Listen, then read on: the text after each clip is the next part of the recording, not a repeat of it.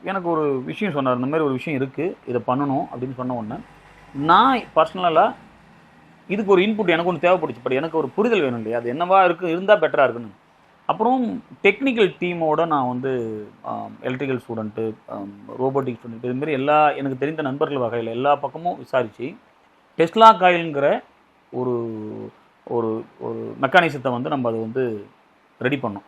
அது என்ன பண்ணோம் அப்படின்னா, ஹை வோல்டேஜ் பவரை வந்து நம்ம பக்கம் செலுத்தும்.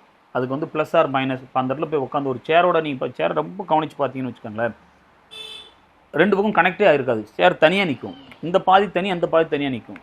ஹியூமன் போய் அதில் ஹியூமன் பாடியை உட்கார வைக்கும் போது தான் கனெக்டே நடக்கும்.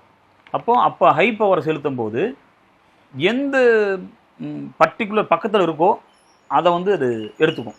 அந்த ஊடகத்தை வந்து அது உள்ளே ஊடுருவி போகும்.